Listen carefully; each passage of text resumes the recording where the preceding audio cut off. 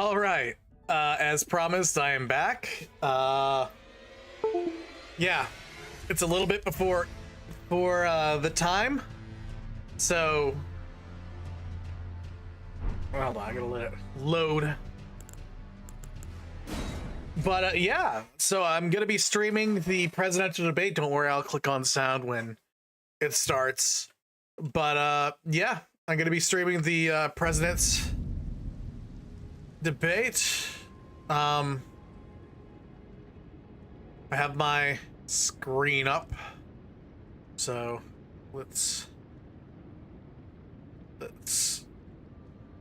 windowed projection, because we do want to see everything. I'm just putting it on my end to make sure it's big enough for me to see. Yeah. So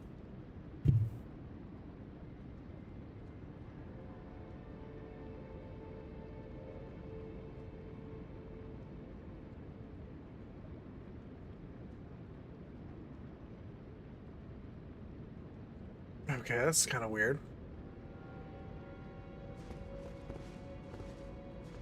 All right.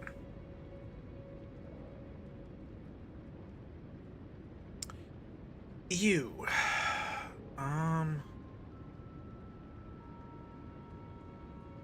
Okay, that's not a big deal. I don't think. I haven't done this before, like with anything of any importance, so I might just have to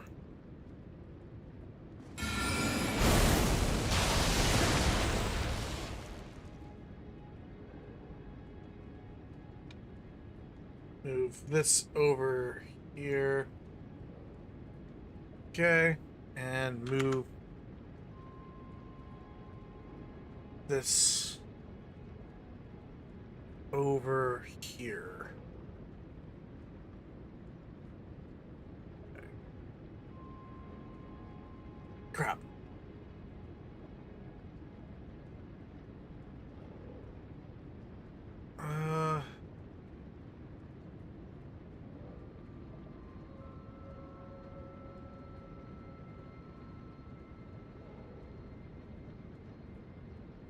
Okay. We'll be turning on the sound. In the Biden-Trump sequel, an entirely new fight has been brewing on the campaign trail. We could end up in World War III with this person. He's the worst president ever. And in TV ads. This election is between a convicted criminal who's only out for himself and a president who's fighting for your family. That offers a window into the new issues and fresh lines of attack. What it's gonna a reminder of just how much the country, the world, and yes, they have changed. So once again, we're gonna show Dark Souls over this. Rights. In the wake of the U.S. Supreme we're gonna Court try to Wade, make this work. To Russia's invasion of Ukraine, and I think my voice is loud enough so that I'm over question of America's role in the world. His Yet voice. The economy, inflation, and immigration are still at the center of it all. Hold on, I'm gonna adjust the audio Trump's just a little bit. Last debates, even as he sought to deflect. If he gets in, you will have a depression the likes of which you've never seen. Your 401ks will go to hell, and it'll be a very, very sad day for this country. Yeah, While I think those that's good. warnings didn't come to pass, Biden's record is now under the microscope, complicating his effort to make it a referendum on Trump. If you don't know, I'm a real politico. Everything he's saying so far is simply a lie. I'm not here to call out a lie. Everybody knows he's a lie. And America's oldest presidential candidates are even older. Trump 78, Biden 81, with age and fitness for office now a central issue in the race. Public opinion for president can be punishing. Biden's favorability has fallen 11 points since 2020, with nearly 6 in 10 Americans holding an unfavorable view. Perceptions of Trump have changed less, with more than half still seeing him in an unfavorable light. Televised debates have long been a storied part of presidential campaigns, with history-making moments for candidates. There you go again. Yet this showdown is without parallel. The nation's 45th and 46th presidents, still seeking to define one another in the earliest general election debate in memory. An old duel being fought on new ground. It's gonna be, I'm gonna try to be as unbiased as possible. everyone knows here, at least I should hope that everyone knows here, I don't particularly like Biden. You can say what you want about that, but I really don't. I have my problems with him. I don't like Trump either. Like, don't get me wrong, I'm not saying Trump is the greatest person ever. Like, preferably, I would rather have...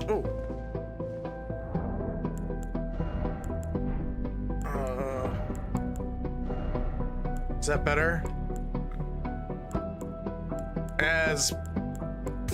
No, it's worse.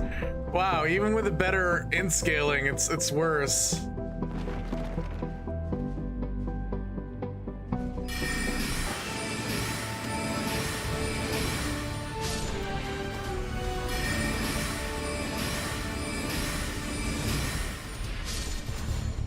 We're live from Georgia, a key battleground state in the race for the White House. In just moments, the current U.S. president will debate the former U.S. president as their party's presumptive nominee. All right, here we go. In American history. We want to welcome our viewers in the United States and around the world to our studios in Atlanta. This is the CNN presidential debate. This debate is being produced by CNN and is coming to you live on CNN, CNN International, CNN.com, CNN Max, and CNN Espanol. This is a pivotal moment between President Joe Biden and former President Donald Trump in their rematch for the nation's highest office. Each will make his case to the American people with just over 4 months until Election Day. Good evening, I'm Dana Bash, anchor of CNN's Inside Politics and co-anchor of State of the Union. I'm Jake Tapper, anchor of CNN's The Lead and co-anchor of State of the Union. Dana and I will co-moderate this evening. Our job is to facilitate a debate between the two candidates tonight. Before we introduce them, we want to share the rules of the debate with the audience at home. Former President Trump will be on the left side. Here are the rules for the debate. President Biden will be appearing on the right. A coin toss determined their positions. Each candidate will have 2 minutes to answer a question and 1 minute each for responses. You know, I'm going to adjust this a little bit. An additional minute for follow-up, clarification, or response is at the moderator's discretion. When it's time for a candidate to speak, his microphone will be turned on and his opponent's microphone will be turned off. Should a candidate interrupt when his microphone is muted, he will be difficult to understand for viewers at home. Right, at the end of the debate, each candidate will get 2 minutes for closing statements. There is no studio audience tonight. Pre-written notes, props, or contact with campaign staff are not permitted during the debate. By accepting our invitation to debate, both candidates and their campaigns agreed to accept these rules. Now, please welcome the 46th President of the United States, Joe Biden. Okay, here's Joe Biden. He's walking out. Looks pretty. He's looking sharp. Kind of and please welcome the 45th President of underwhelming the United voice, States, but okay. Donald Trump.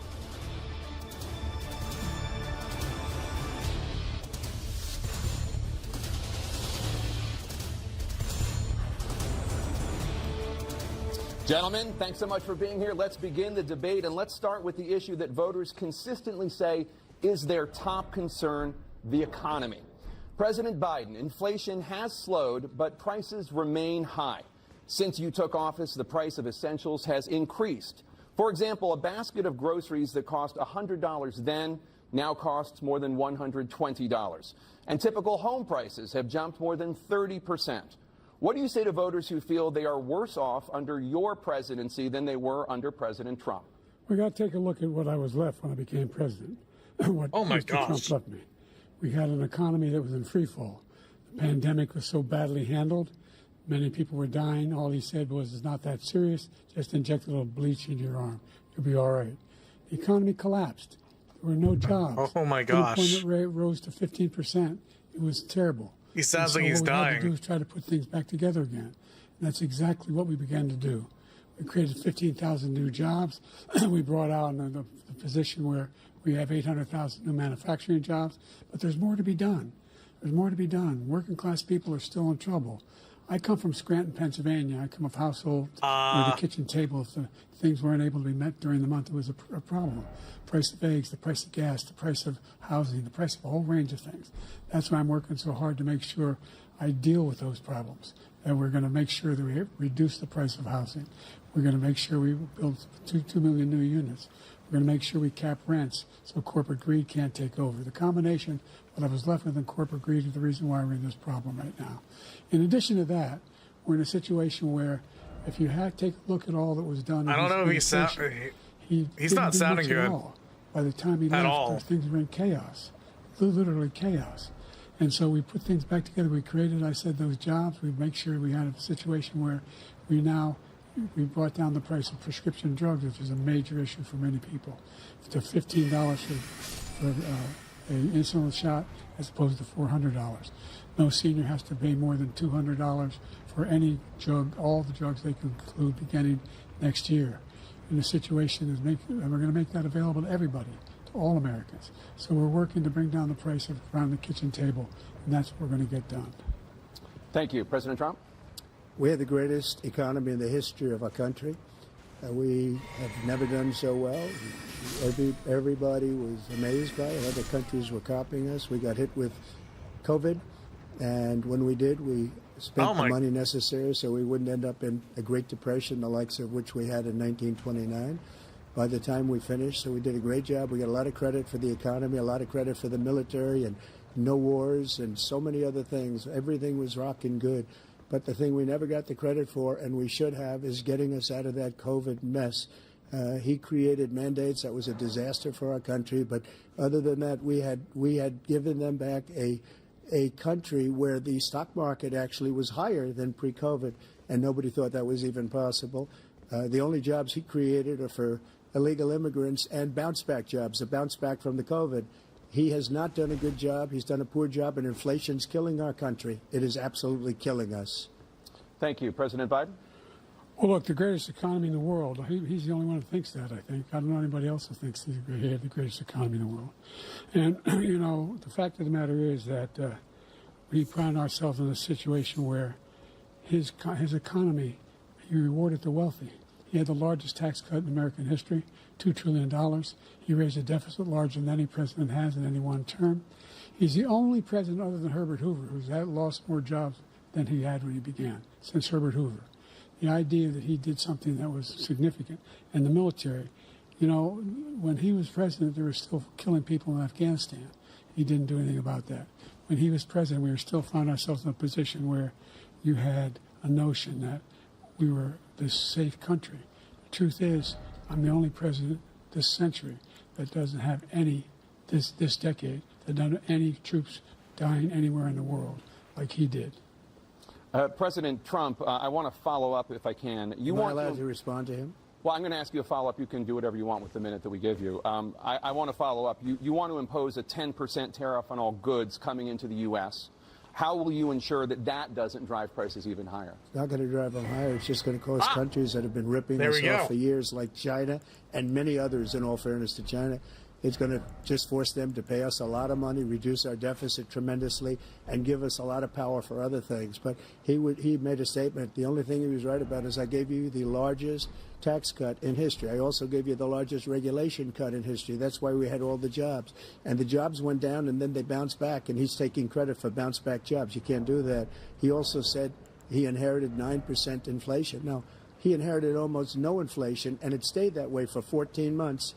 And then it blew up under his leadership because they spent money like a bunch of people that didn't know what they were doing, and they don't know what they were doing. It was the worst, probably the worst administration in history. There's never been. And as far as Afghanistan is concerned, I was getting out of Afghanistan, but we were getting out with dignity, with strength, with power.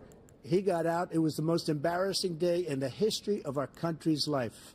President Trump, over the last 8 years, under both of your administrations, the national debt soared to record highs. And according to a new nonpartisan analysis, President Trump, your administration approved $8.4 trillion in new debt, while so far, President Biden, you've approved $4.3 trillion in new debt. So, former President Trump, many of the tax cuts that you signed into law are set to expire next year. You want to extend them and go even further, you say. With the U.S. facing trillion-dollar deficits and record debt, there is why should top earners and corporations pay even less in taxes than they do now? Because the tax cuts spurred the greatest economy that we've ever seen just prior to COVID. And even after COVID, it was so strong that we were able to get through COVID much better than just about any other country. But we spurred, that tax spurred. Now, when we cut the taxes, as an example, the corporate tax was cut down to 21% from 39%, plus beyond that. We took in more revenue with much less tax, and companies were bringing back trillions of dollars back into our country. The country was going like never before, and we were ready to start paying down debt. We were ready to start using the liquid gold right under our feet, the oil and gas right under our feet. We were going to have something that nobody else has had. We got hit with COVID. We did a lot to fix it. I gave him an unbelievable situation with all of the therapeutics and all of the things that we came up with. We gave him something great. Remember, more people died under his administration, even though we had largely fixed it. More people died under his administration than our administration, and we were right in the middle of it, something which a lot of people don't like to talk about. But he had far more people dying in his administration. He did the mandate, which is a disaster, mandating it. The vaccine went out. He did a mandate on the vaccine, which is the thing that people most objected to about the vaccine. And he did a very poor job, just a very poor job. And I will tell you, not only poor there, but throughout the entire world, we're no longer respected as a country. They don't respect our leadership. They don't respect the United States anymore. We're like a third world nation between weaponization of his election, trying to go after his political opponent, all of the things he's done. We've become like a third world nation, and it's a shame. The damage he's done to our country, and I'd love to ask him, and will, why he allowed millions of people to come in here from prisons, jails, and mental institutions to come into our country and destroy our country. President Trump, we'll get to immigration later in this block. President Biden, I want to give you an opportunity to respond to this question about the national debt. He had the largest national debt of any president in a 4-year period, number one. Number two, that $2 trillion tax cut benefited the very wealthy. What I'm going to do is fix the tax system. For example, we have 1,000 trillionaires in America. Billionaires in America. And what's happening? They're in a situation where they, in fact, pay 8.2%. I'm not going to consider that a flub. If they just paid 24%, that's too minor. Either one of those numbers, they'd raise $500 billion, I should say, in a 10-year period. We'd be able that's to wipe kind out of his debt. We'd be it. able to help make sure that all those things we need to do, child care, elder care, making sure that we continue to strengthen our health care system, making sure that we're able to make every single solitary person eligible for what I've been able to do with the COVID, with dealing with everything we have to do with, look, if we finally beat Medicare. Thank you, President Biden. President Trump? Why you cut him He's off? right, he did beat Medicare. He beat it to death, and he's destroying Medicare because all of these people are coming in. They're putting them on Medicare. They're cutting him off. They're going to destroy Social Security. This man is going to single-handedly destroy Social Security. These millions and millions of people coming in, they're trying to put them on Social Security. He will wipe out Social Security. He will wipe out Medicare. So he was right in the way he finished that sentence. And it's a shame. What's happened to our country in the last 4 years is not to be believed. Foreign countries, I'm friends with a lot of people, they cannot believe what happened to the United States of America. We're no longer respected. They don't like us. We give them everything they want, and they think we're stupid. They think we're very stupid people. What we're doing for other countries, and they do nothing for us. What this man has done is absolutely criminal. Thank you, President Trump. Dana? This is the first presidential election since the Supreme Court overturned Roe v. Wade. This morning, the court ruled on yet another abortion case, temporarily allowing emergency abortions to continue in Idaho, despite that state's restrictive ban. Former President Trump, you take credit for the decision to overturn Roe v. Wade, which returned the issue of abortion to the states. Correct. However, the federal government still plays a role in whether or not women have access to abortion pills. They're used in about 2/3 of all abortions. As president, would you block abortion medication? First of all, the Supreme Court just approved the abortion pill. And I agree with their decision to have done that, and I will not block it. And if you look at this whole question that you're asking, complex but not really complex. I'm not actually 51 dead. years See, ago, I died you had here. Roe v. Wade, and everybody wanted to get it back to the states. Everybody, without exception. Democrats, Republicans, liberals, conservatives. Everybody wanted it back. Religious leaders. And what I did is I put 3 great Supreme Court justices on the court, and they happened to vote in favor of killing Roe v. Wade and moving it back to the states. This is something that everybody wanted. Now, 10 years ago or so, they started talking about how many weeks and how many this, getting into other things. But every legal scholar throughout the world, the most respected, wanted it brought back to the states. I did that. Now the states are working it out. If you look at Ohio, it was a decision that was an end result that was a little bit more liberal than you would have thought. Kansas, I would say the same thing. Texas is different. Florida is different. But they're all making their own decisions right now. And right now, the states control it. That's the vote of the people. Like Ronald Reagan, I believe in the exceptions. I am a person that believes. And frankly, I think it's important to believe in the exceptions. Some people, you have to follow your heart. Some people don't believe in that. But I believe in the exceptions for rape, incest, and the life of the mother. I think it's very important. Some people don't. Follow your heart. But you have to get elected also. And because that has to do with other things. You got to get elected. The problem they have is they're radical because they will take the life of a child in the 8th month, the 9th month, and even after birth. After birth, if you look at the former governor of Virginia, he was willing to do this. He said, we'll put the baby aside and we'll determine what we do with the baby, meaning we'll kill the baby. What happened is we brought it back to the states, and the country is now coming together on this issue. It's been a great thing. Thank you. President Biden? It's been a terrible thing, what you've done. The fact is that the vast majority of constitutional scholars supported Roe when it was decided. Supported Roe. And that's this idea that they're all against it is just ridiculous. And this is the guy who says the state should be able to have it. We're in a state where in 6 weeks, you don't even know whether you're pregnant or not, but you cannot see a doctor, and have him decide on what your circumstances are, whether you need help. The idea that states are able to do this is a little like saying we're going to turn civil rights back to the states, let each state have a different rule. Look, there's so many young women who have been, including a young woman who just was murdered, and he went to the funeral. The idea that she was murdered by an immigrant coming in, they talk about that. But here's the deal. There's a lot of young women who are being raped by their in-laws, by their spouses, brothers and sisters, it's just ridiculous, and they can do nothing about it. And they try to arrest them when they cross state lines. Thank you. There have been many young women murdered by the same people he allows to come across our border. We have a border that's the most dangerous place anywhere in the world, considered the most dangerous place anywhere in the world. And he opened it up, and these killers are coming into our country, and they are raping and killing women. And it's a terrible thing. As far as the abortion's concerned, Oh my he's gosh. now back with the I just states. realized I had like 23,000 of the souls. In many cases, 23,000. a very Dang. liberal decision. In many cases, it's the opposite. Wow. But they're voting, and it's bringing it back to the vote of the I people, mean, which is what not souls. everybody wanted, Whatever they're including called. the founders, if they I want to knew say about souls because this I'm used to issue, Dark which, Souls. frankly, they didn't. But they would have. Everybody wanted brought back. Ronald Reagan wanted it brought back. He wasn't able to get it. Everybody wanted it brought back, and many presidents had tried to get it back.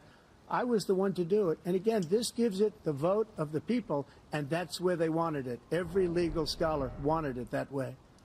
Staying on the topic of abortion, President Biden, 7 states, I'll let you do that. This is the same topic. 7 states have no legal restrictions on how far into a pregnancy a woman can obtain an abortion. Do you support any legal limits on how late a woman should be able to terminate a pregnancy? I supported Roe v. Wade, which had 3 trimesters. First time is between the woman and the doctor. Second time is between the doctor and an extreme situation. The third time is between the doctor, between the woman and the state. The idea that the politicians, that the founders wanted the politicians to be the ones making decisions about women's health is ridiculous. That's the last. No politician is making that decision. A doctor should be making those decisions. That's how it should be run. That's what you're going to do. And if I'm elected, I'm going to restore Roe v. Wade. So that means he can take the life of the baby in the 9th month and even after birth, because some states, Democrat run, take it after birth. Again, the former governor of Virginia, put the baby down till we decide what to do with it. So he's willing to, as we say, rip the baby out of the womb in the 9th month and kill the baby. Nobody wants that to happen, Democrat or Republican. Nobody wants it to happen. That is simply not true. The Roe v. Wade does not provide for that. That's not the circumstance. Only a woman's life is in danger. She's going to die. That's the only circumstance in which that can happen.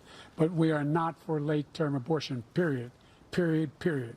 Under Roe v. Wade, you have late-term abortion. You can do whatever you want, depending on the state. You can do whatever you want. We don't think that's a good thing. We think it's a radical thing. We think the Democrats are the radicals, not the Republicans. For 51 years, that was the law. 51 years, constitutional scholarship said it was the right way to go.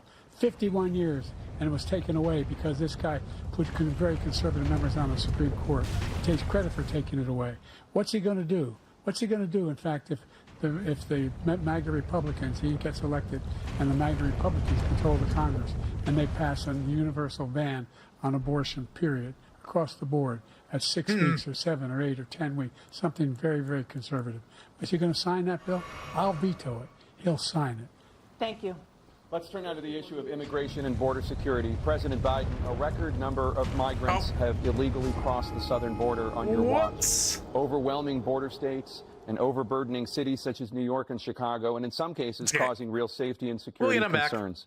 Given that, why should voters trust you to solve this crisis? Because we worked very hard to get a bipartisan agreement that not only changed all of that, it made sure that we are in a situation where you had no circumstance where they could come across the border with the number of border police there are now. We significantly increased the number of asylum officers. By the way, the Border Patrol endorsed my position. In addition to that, we found ourselves in a situation where when he was president, he was separating babies from their mothers, putting them in cages, making sure the families were separated. That's not the right way to go. What I've done since I've changed the law, what's happened? I've changed it in a way that now you're in a situation where there are 40% fewer people coming across the border illegally. That's better than when he left office. And I'm going to continue to move until we get the total ban on the total initiative relative to what we can do with more Border Patrol and more asylum officers. President Trump? I really don't know what he said at the end of that sentence. I don't think he knows what he said either. Look, we had the safest border in the history of our country. Yeah. All he had to do was leave it. All he had to do was leave it. He decided to open up our border, open up our country to people that are from prisons, people that are from mental institutions, insane asylum, terrorists. We have the largest number of terrorists coming into our country right now, all terrorists, all over the world, not just in South America, all over the world. They come from the Middle East, everywhere. All over the world, they're pouring in. And this guy just left it open. And he didn't need legislation because I didn't have legislation. I said, close the border. We had the safest border in history. In that final couple of months of my presidency, we had, according to Border Patrol, who is great, and by the way, who endorsed me for president, but I won't say that, but they endorsed me for president. Brandon, just speak to him. But look, we had the safest border in history. Now we have the worst border in history. There's never been anything like it. And people are dying all over the place, including the people that are coming up in caravans. Thank you, President Trump. President Biden? The only terrorist who's done anything across the border is one who came along and killed three, under his administration, killed an al-Qaeda person coming in his administration, killed 3 American soldiers, That's the only terrorist that's there. I'm not saying that no terrorists ever got through, but the idea we're emptying our prisons, we're welcoming these people, that's simply not true. There's no data to support what he said. Once again, he's exaggerating, he's lying. President Trump, staying on the topic of immigration, you've said that you're going to carry out, quote, the largest domestic deportation operation in American history. So far, they've been unquote. pretty fair. Does that mean that you will deport every undocumented immigrant in America, including those who have jobs, including those whose spouses are citizens, and including those who have lived here for decades? And if so, how will you do it? Just 1 second. He said we killed 3 people. The people we killed are al-Baghdadi and Soleimani, the 2 greatest terrorists, biggest terrorists anywhere in the world. And it had a huge impact on everything, not just border, on everything. He's the one that killed people with the bad water, including hundreds of thousands of people dying and also killing our citizens when they come in. We are living right now in a rat's nest. They're killing our people in New York, in California, in every state in the union, because we don't have borders anymore. Every state is now a border. And because of his ridiculous, insane, and very stupid policies, people are coming in and they're killing our citizens at a level that we've never seen. We call it migrant crime. I call it Biden migrant crime. They're killing our citizens at a level that we've never seen before. And you're reading it like these three incredible young girls over the last few days. One of them, I just spoke to the mother, and he just had the funeral for this girl, 12 years old. This is horrible what's taken place. What's taken place in our country, we're literally an uncivilized country now. He doesn't want it to be. He just doesn't know. He opened the borders. Nobody's ever seen anything like. And we have to get a lot of these people out, and we have to get them out fast because they're going to destroy our country. Just take a look at where they're living. They're living in luxury hotels in New York City and other places. Our veterans are on the street. They're dying because he doesn't care about our veterans. He doesn't care. He doesn't like the military at all, and he doesn't care about our veterans. Nobody been worse. I had the highest approval rating for veterans taking care of the VA. He has the worst. He's gotten rid of all the things that I approved. Choice that I got through Congress. Okay. All of the different things I approved, they abandoned. We had by far the highest, and now it's down in less than half because he's done all these great things that we did. And I think he did it just because I approved it, which is crazy. But he has killed so many people at our border by allowing all of these people to come in. And it's a very sad day in America. President Biden, you have the mic. Every single thing he said is a lie. Every single one. For example, veterans are a hell of a lot better off since I passed the PACT Act. 1 million of them now have insurance, and their families have it. Their families have it because what happened, whether it was Agent Orange or burn pits, they're all being covered now. And he opposed, his group opposed that. We're also in a situation where we have great respect for veterans. My son spent a year in Iraq, living right next to one of those burn pits, came back with stage 4 glioblastoma. I was recently in France for D-Day, and I spoke all about those heroes that died. I went to the World War II cemetery, World War I cemetery he refused to go to. He was standing with his 4-star general, and he told me, he said, I don't want to go in there because they're a bunch of losers and suckers. My son was not a loser, was not a sucker. You're the sucker. You're the loser. President Trump? First of all, that was a made-up quote, suckers and losers. They made it up. It was in a third-rate magazine that's failing, like many of these magazines. He made that up. He put it in commercials. We've notified him. We had 19 people that said I didn't say it. And think of this. Who would say I'm at a cemetery or I'm talking about our veterans? Because nobody's taken better care. I'm so glad this came up, and he brought it up. There's nobody that's taken better care of our soldiers than I have. To think that I would, in front of generals and others, say suckers and losers. We have 19 people that said it was never said by me. It was made up by him, just like Russia was made up, just like the 51 intelligence agents are made up, just like the new thing with the 16 economists are talking. It's the same thing. 51 intelligence agents said that the laptop was Russia disinformation. It wasn't. That came from his son, Hunter. It wasn't Russia disinformation. He made up the suckers and losers, so he should apologize to me right now. 4-star general standing to your side who was on your staff who said you said it, period. That's number one. And number two, the idea that I have to apologize to you for anything along the line. We've done more for veterans than any president has in American history. And they now are in their family. The only sacred obligation we have as a country is to care for our veterans when they come home and their families and equip them when they go to war. That's what we're doing. That's what the VA is doing now. They're doing more for veterans than ever before in our history. All right, thank you so much. Trump appears to be the Topic of reasonable foreign one. policy, I want to begin with Russia's war against Ukraine, which is now in its 3rd year. Former President Trump, Russian President Vladimir Putin says he'll only end this war if Russia keeps the Ukrainian territory it has already claimed and Ukraine abandons its bid to join NATO. Are Putin's terms acceptable to you? First of all, our veterans and our soldiers can't stand this guy. They can't stand him. They think he's the worst commander-in-chief, if that's what you call him, that we've ever had. They can't stand him. So let's get that straight. And they like me more than just about any of them. And that's based on every single bit of information. As far as Russia and Ukraine, if we had a real president, the president that knew, that was respected by Putin, he would have never invaded Ukraine. A lot of people are dead right now, much more than people know. You know, they talk about numbers. You can double those numbers, maybe triple those numbers. He did nothing to stop it. In fact, I think he encouraged Russia from going in. I'll tell you what happened. He was so bad with Afghanistan. It was such a horrible embarrassment, most embarrassing moment in the history of our country, that when Putin watched that and he saw the incompetence, that he should have fired those generals, like I fired the one that you mentioned. And so he's got no love lost. But he should have fired those generals. No general got fired for the most embarrassing moment in the history of our country, Afghanistan, where we left billions of dollars of equipment behind. We lost 13 beautiful soldiers, and 38 soldiers were obliterated. And by the way, we left people behind, too. We left American citizens behind. When Putin saw that, he said, you know what? I think we're going to go in and maybe take this was his dream. I talked to him about it, his dream. The difference is he never would have invaded Ukraine. Never. Just like Israel would have never been invaded in a million years by Hamas. You know why?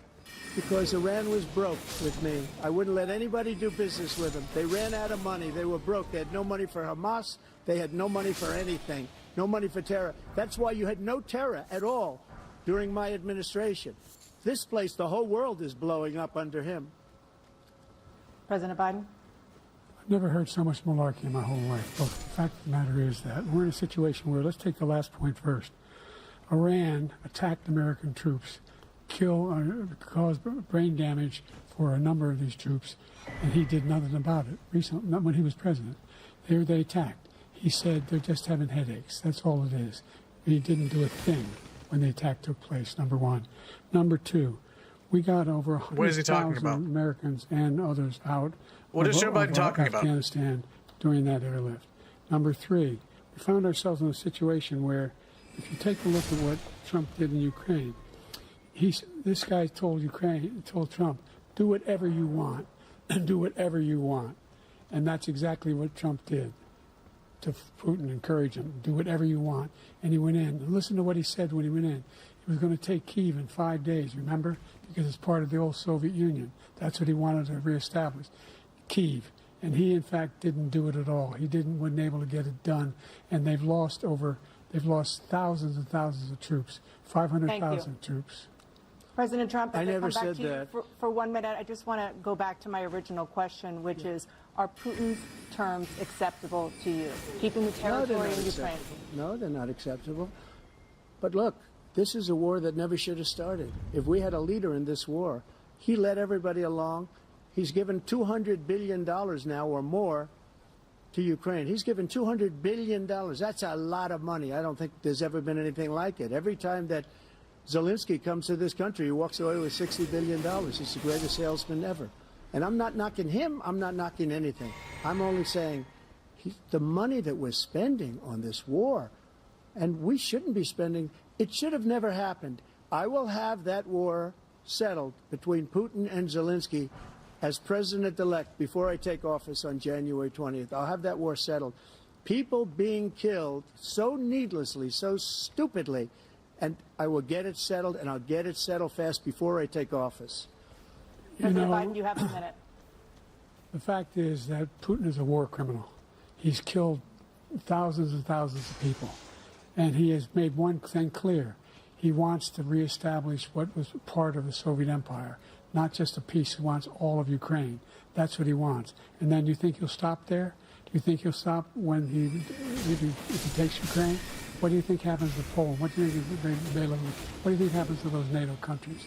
And so if you want a war, you ought to find out what he's going to do, because if in fact he does what he says and walks away, by the way, all that money we give Ukraine, the weapons we make here in the United States, we give them the weapons, not the money at this point. And our NATO allies have produced as much funding for Ukraine as we have. That's why we're strong. Thank you. Moving on to the Middle East.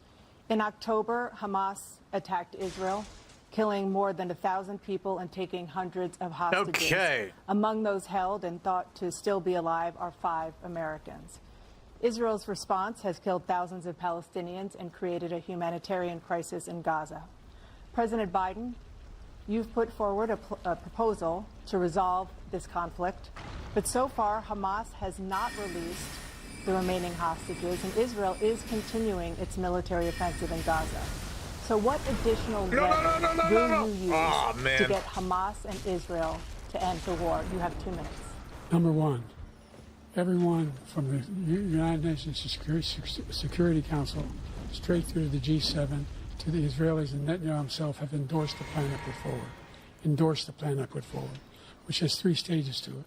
The first stage is trade the hostages for a ceasefire. Second phase is a ceasefire with additional conditions. The third phase is the end of the war. The only one who wants the war to continue is Hamas. Number one, they're the only ones standing out. We're still pushing hard to get them to accept. In the meantime, what's happened in Israel? We're finding that the only thing I've denied Israel was 2,000-pound bombs. They don't work very well in populated areas. They kill a lot of innocent people. We're providing Israel with all the weapons they need and when they need them. And by the way, I'm the guy that organized the world against Iran when they had a full-blown intercontinental ballistic missile attack on Israel. No one was hurt. No one Israeli was accidentally killed, and it stopped. We saved Israel. We are the biggest producer of support for Israel of anyone in the world. And so they're 2 different things. Hamas cannot be allowed to be continued. We continue to send our experts and our intelligence people as to how they can get Hamas like we did bin Laden. We don't have to do it. And by the way, they've been greatly weakened, Hamas, greatly weakened, and they should be. They should be eliminated.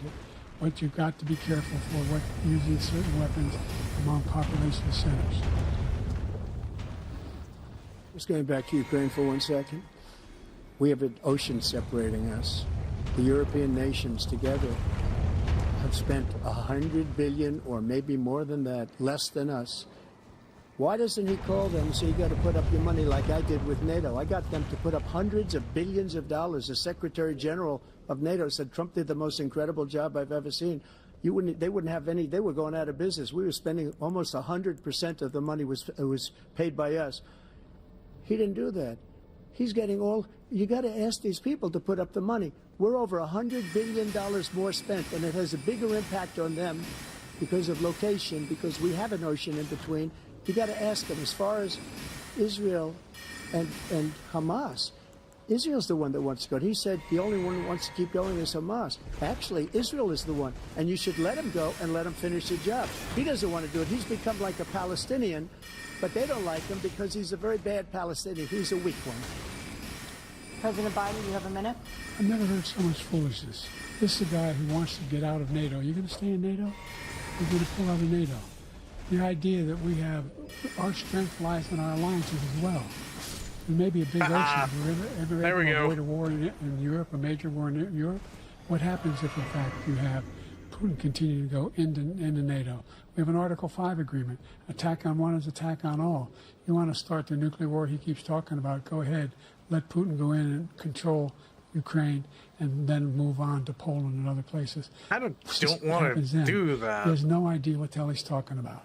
And by the way, I got 50 other nations around the world to support Ukraine, including Japan and South Korea, because they understand that this kind of dislocation has a serious threat to the whole world peace. No major war in Europe has ever been able to be contained just in Europe. President Trump, just to follow up, would you support the creation of an independent Palestinian state in order to achieve peace in the region? I'd have to see, but before we do that, the problem we have is that we spend all the money. So they kill us on trade. I made great trade deals with the European nations because if you add them up, they're about the same size economically. Their economy is about the same size as the United States. And they were no cars, they don't want anything that we have. But we're supposed to take their cars, their food, their everything, their agriculture. I changed that. But the big thing I changed is they don't want to pay. And the only reason that he can play games with NATO is because I got them to put up hundreds of billions of dollars. I said, and he's right about this. I said, no, I'm not going to support NATO if you don't pay. They asked me that question. Would you guard us against Russia at a very secret meeting of the 28 states at that time, nations at that time? And they said, no, if you don't pay, I won't do that. And you know what happened? Billions and billions of dollars came flowing in the next day and the next months. But now we're in the same position. I kind of feel like this is a threshold. We're paying everybody's bills. Let's turn to the issue of democracy. Former President Trump, I want to ask you about January 6, 2021. After you rallied your supporters that day, some of them stormed the Capitol to stop the constitutionally mandated counting of electoral votes. As president, you swore an oath to, quote, preserve, protect, and defend, unquote, the Constitution. What do you say to voters who believe that you violated that oath through your actions and inaction on January 6th and worry that you'll do it again? Well, I don't think too many believe that. And let me tell you about January 6th. On January 6th, we had a great border. Nobody coming through, very few. On January 6th, we were energy independent. On January 6th, we had the lowest taxes ever. We had the lowest regulations ever. On January 6th, we were respected all over the world. All over the world, we were respected. And then he comes in, and we're now laughed at. We're like a bunch of stupid people. That what happened to the United States' reputation under this man's leadership is horrible, including weaponization, which I'm sure at some point you'll be talking about, where he goes after his political opponent because he can't beat him fair and square.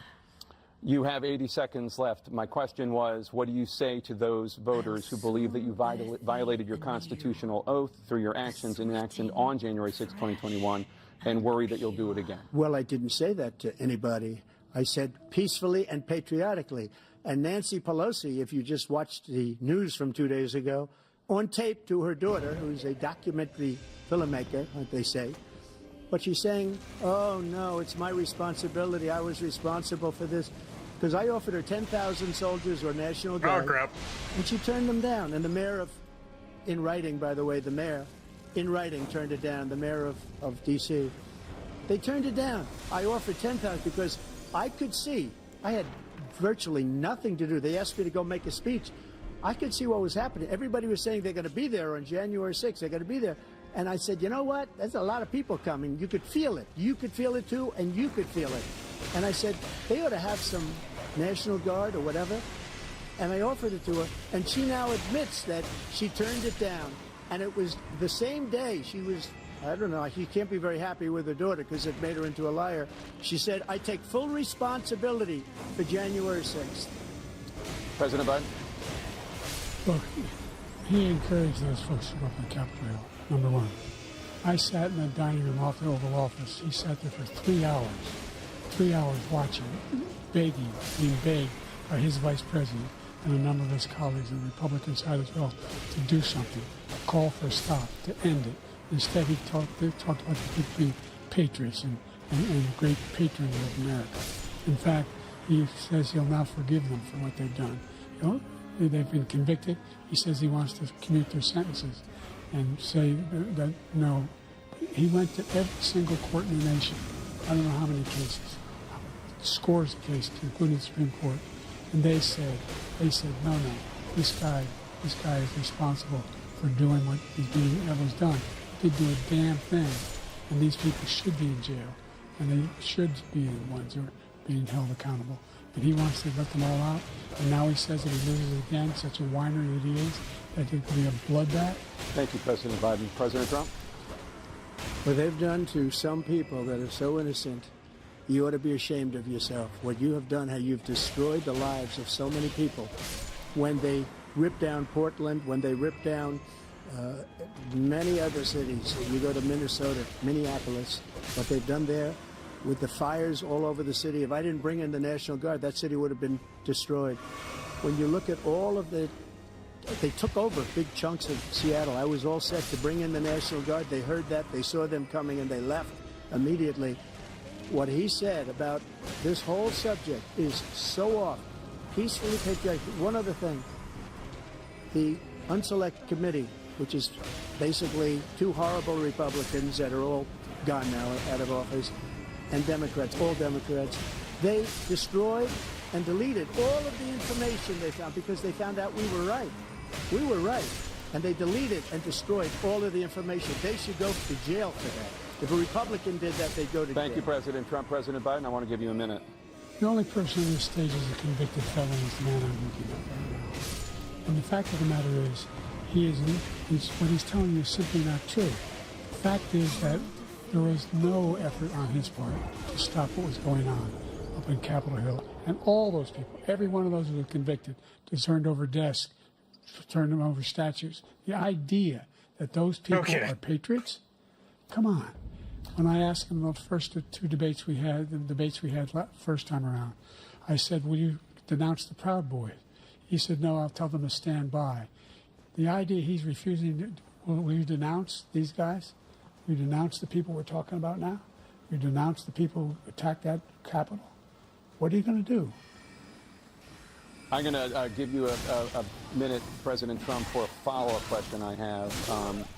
After a jury convicted you of 34 felonies last month, you said if reelected, you would, quote, have every right to go after, unquote, your political opponents. You just talked about members of the Select Committee on January 6th going to jail. Your main political opponent is standing on stage with you tonight. Can you clarify exactly what it means about you feeling you have every right to go after your political opponents? Well, I said my retribution is going to be success. We're going to make this country successful again, because right now it's a failing nation. My retribution is going to be success. But when he talks about a convicted felon, his son is a convicted felon at a very high level. His son is convicted, going to be convicted probably numerous other times. Should have been convicted before, but his Justice Department let the statute of limitations lapse on the most important things. But he could be a convicted felon as soon as he gets out of office. Joe could be a convicted felon with all of the things that he's done. He's done horrible things. All of the death caused at the border, telling the Ukrainian people that we're going to want $1 billion or you change the prosecutor. Otherwise, you're not getting $1 billion. If I ever said that, that's quid pro quo. That we're not going to do anything. We're not going to give you $1 billion unless you change your prosecutor having to do with the son. This man is a criminal. This man, you're lucky. You're lucky. I did nothing wrong. We'd have a system that was rigged and disgusting. I did nothing wrong. Thank you, President Trump. President Biden, you have said, I'm coming right to you, sir. Well, you want to respond? Go ahead. I'll give you a minute to respond. The idea that I did anything wrong relative to what you're talking about is outrageous. It's simply a lie, number one.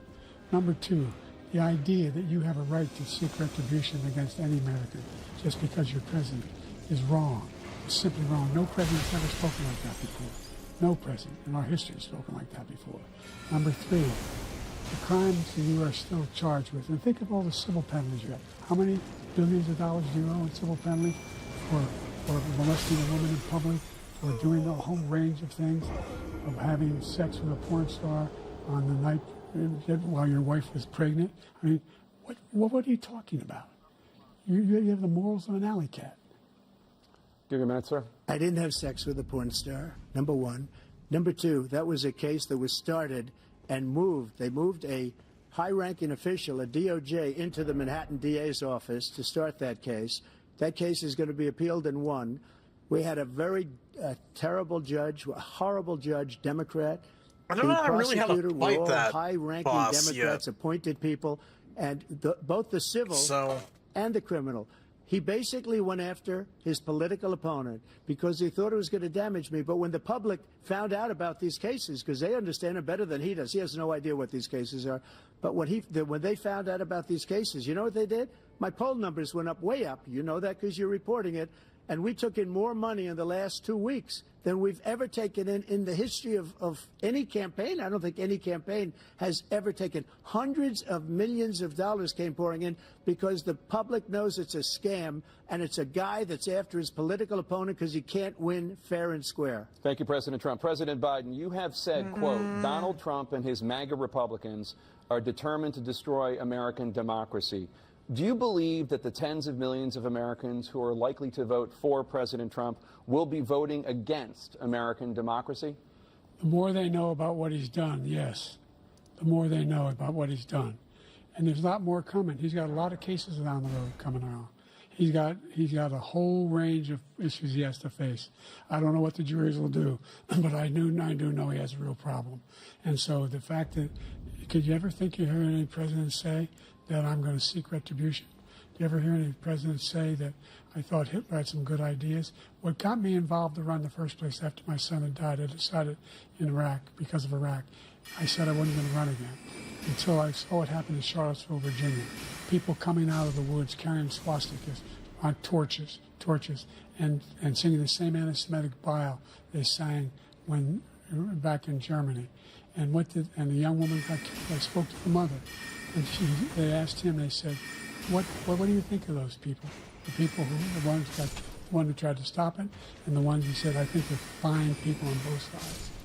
What American president would ever say Nazis coming out of fields carrying torches, singing the same anti-Semitic bile, carrying swastikas were fine people? And this is a guy who says Hitler's done some good things. I'd like to know what they are. The good things Hitler's done, that's what he said. This guy has no sense of American democracy. President Trump. Jake, both of you know that story has been totally wiped out, because when you see the sentence, it said 100% exoneration on that story. He just keeps it going. He says he ran because of Charlottesville. He didn't run because of Charlottesville. He ran because it was his last chance. He's not equipped to be president. You know it, and I know it. It's ridiculous. We have a debate. We're trying to justify his presidency. His presidency, he's without question the worst president, the worst presidency in the history of our country. We shouldn't be having a debate about it. There's nothing to debate. He made up the Charlottesville story, and you'll see it's debunked all over the place. Every reasonable anchor has debunked it. And just the other day it came out where it was fully debunked. It's a nonsense story. He knows that, and he didn't run because of Charlottesville. He used that as an excuse to run. President Biden. And debunked. It happened. All you have to do is listen to what was said at the time. And the idea that somehow that's the only reason I ran. I ran because I was worried a guy like this guy could get elected. If he thought they were good people coming out of that forest, carrying those woods, carrying those torches, then he didn't deserve to be president. Didn't deserve to be president at all. And the idea that he's talking about all this being fabricated, we saw with our own eyes. We saw what happened on January 6th. We saw the people breaking through the windows. We saw people occupying his own vice president. Look, there's a reason why 40 of his 44 top cabinet officers refused to endorse him this time. His vice president hasn't endorsed him this time. So why? Why? They know him well. They serve with him. Why are they not endorsing him? Thank you, President Biden. We're going to be right back with more from the CNN presidential debate.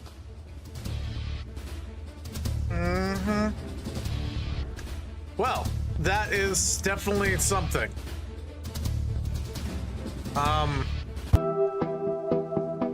Yeah. I don't know if you guys... I mean, the thing that Biden just brought up has been debunked. If you play the full clip, he doesn't say any of that. And the fact that Biden says that shows you that he's disingenuous. And that's why I really don't like Biden. It's because you can't trust him. What he says is disingenuous. And I have a lot of problems with that, you know? Because if you can't trust him in just general talking about stuff, and like, at the same time, I don't know if Biden's lying. Like, the reason why I say it like that is because he might actually believe Trump said those things, and there's like, you can't disprove him because his brain's broken, you know? It's a sad thing. Yeah, it's a really sad thing. Hold on. I am going to pause that, or not pause it, but turn off the sound, you know? Until it comes back. I don't want the music to be copyrighted, and I don't want any reason to copyright this video.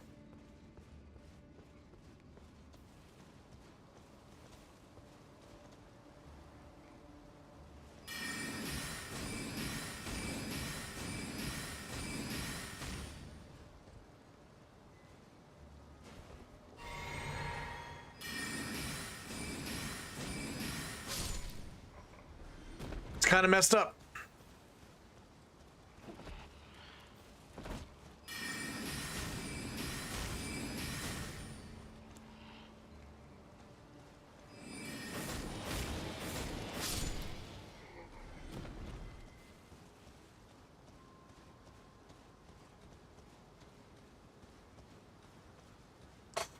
So, on Dark Souls, for Elden Ring.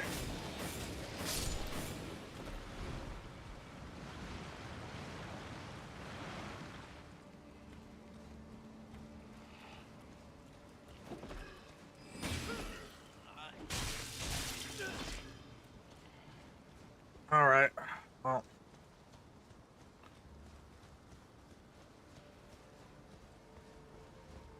Yeah, I'm not sure how to fight that dude back there.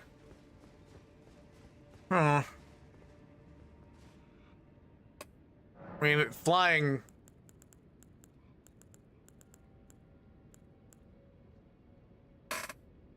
More from the CNN presidential debate? Is it live again? It is. Okay. Welcome back We'll to the CNN turn it back on. presidential debate live from Georgia. Let's talk about persistent challenges you both faced in your first terms and you'd certainly face again in a second term. President Biden, while black unemployment dropped to a record low under your presidency, black families still earn far less than white families. Black mothers are still 3 times more likely to die from pregnancy-related causes, and black Americans are imprisoned at 5 times the rate of white Americans. What do you say to black voters who are disappointed that you haven't made more progress? They acknowledge they made a lot of progress, number one. The fact of the matter is there's more small black businesses that have been started than any time in history. Number two, the wages of black unemployment is the lowest level it's been in a long, long time. Number three, we're trying to provide housing for black Americans and dealing with the segregation that exists among these corporations that collude to keep people out of their houses. In addition to that, we find that the impact on the choice that black families have to make relative to child care is incredibly difficult. When we did the first major piece of legislation in the past, I was able to reduce black child care costs. I cut them in half. We've got to make sure we provide for child care costs. We've got to make sure, because when you provide those child care protections, you increase economic growth because more people can be in the job market. So there's more to be done, considerably more to be done. But we've done a great deal so far. He's right. I'm not letting up, and they know it. You have 49 seconds left. What do you say to black voters who are disappointed with the progress? Look at his so far? face. I say I don't blame them for being disappointed. Inflation is still hurting them badly. For example, I provided for the idea that any black family, first-time home buyer, should get a Those eyes, man. tax credit to be able to buy their first home so they can get started. I made sure that we're in a situation where all those black families and those black individuals who provided had to take out student loans that were ballooning, that if they were engaged in nursing, and anything having to do with volunteerism, if they paid their bills for 10 years on their student debt, all the rest was forgiven after 10 years. Millions have benefited from that. And we're going to do a whole lot more for black families. Thank you, President Trump. And he caused the inflation. He's blaming inflation, and he's right, it's been very bad. He caused the inflation, and it's killing black families and Hispanic families and just about everybody. It's killing people. They can't buy groceries anymore. They can't. You look at the cost of food where it's doubled and tripled and quadrupled. They can't live. They're not living anymore. He caused this inflation. I gave him a country with essentially no inflation. It was perfect. It was so good. All he had to do is leave it alone. He destroyed it with his Green New Scam and all this money that's being thrown out the window. He caused inflation. As sure as you're sitting there, the fact is that his big kill on the black people is the millions of people that he's allowed to come in through the border. They're taking black jobs now, and it could be 18 It could be 19 and even 20 million people. They're taking black jobs and they're taking Hispanic jobs, and you haven't seen it yet, but you're going to see something that's going to be the worst in our history. Thank you. President Biden? There was no inflation when I became president. You know why? The economy was flat on its back. 15% unemployment. He decimated the economy, absolutely decimated the economy. That's why there was no inflation at the time. There were no jobs. We provided thousands of millions of jobs for individuals who were in all communities, including minority communities. We made sure that they had health insurance. We have covered, the ACA has increased, and made sure that the $8,000 per person in the family get written off for health care. But this guy wants to eliminate that. They tried 50 times. He wants to get rid of the ACA again. And we're going to try again if they need it. We find ourselves in a position where the idea that we're not doing anything. Nope. Okay. We put more police on the street than any administration has. I got told. He wants to cut the cops. We're providing for equity. I got told. Making sure people have a shot. To make F around and find There's out. a lot going on. But in inflation, he caused it by his tremendous malfeasance in the way he handled the pandemic. Thank you. Another persistent challenge is the climate crisis. 2023 was the hottest year in recorded history, and communities across the country are confronting the devastating effects of extreme heat, intensifying wildfires, stronger hurricanes, and rising sea levels. Former President Trump, you've vowed to end your opponent's climate initiatives, but will you take any action as president to slow the climate crisis? Well, let me just go back to what he said about the police, how close the police are to him. Almost every police group in the nation from every state is supporting Donald J. Trump. Almost every police group. And what he's done to the black population is horrible, including the fact that for 10 years he called them super predators. We can't, in the 1990s, we can't forget that. Super predators was his name, and he called it to them for 10, and they've taken great offense at it, and now they see it happening. But when they see what I did for criminal justice reform and for the historically black colleges and universities, where I funded them and got them all funded, and the opportunity zones with Tim, as you know, Tim Scott was incredible. He did a great job, great senator from South Carolina. He came to me with the idea, and it was a great idea. It's one of the most successful economic development acts ever in the country, opportunity zones. And the biggest beneficiary are blacks, and that's why we have the best numbers with them in maybe ever. They're saying ever. I read this morning where ever, the best numbers. He's lost much of the black population because he's done a horrible job for black people. He's also done a horrible job for Hispanic. But wait till you see these millions of people pouring into our country, and they're going to take the jobs, and it's already started, and you haven't seen anything yet. It's a disaster. 38 seconds left. President Trump, will you take any action as president to slow the climate crisis? So I want absolutely immaculate clean water, and I want absolutely clean air, and we had it. We had H2O. We had the best numbers ever, and we were using all forms of energy, all forms, everything. And yet, during my 4 years, I had the best environmental numbers ever. And my top environmental people gave me that statistic just before I walked on the stage, actually. I don't know where the hell he's been. The idea that anything he said is true. I passed the most extensive climate change legislation in history. We find ourselves, and by the way, black colleges. I came up with $15 billion for HBCUs, historic black universities and colleges, because they don't have the kind of contributors that they have to build these laboratories and the like. Any black student is capable in college of doing what any white student can do. He doesn't have the money, but now they'll be able to get these jobs in high tech. We're in a situation where the idea that he is claiming to have done something that had the cleanest water, he hadn't done a damn thing for the environment. He, out of the Paris Peace Accord, Climate Accord, I immediately joined it. Because if we reach 1.5 degrees Celsius at any one point, there's no way back. The only existential threat to humanity is climate change. And he didn't do a damn thing about it. He wants to undo all that I've done. The Paris Accord was going to cost us $1 trillion, and China nothing, and Russia nothing, and India nothing. It was a ripoff of the United States. And I ended it because I didn't want to waste that money because they treat us horribly. We were the only ones. It was costing us money. Nobody else was paying into it. And it was a disaster. But everything that he said just now, I'll give you an example. I heard him say before insulin.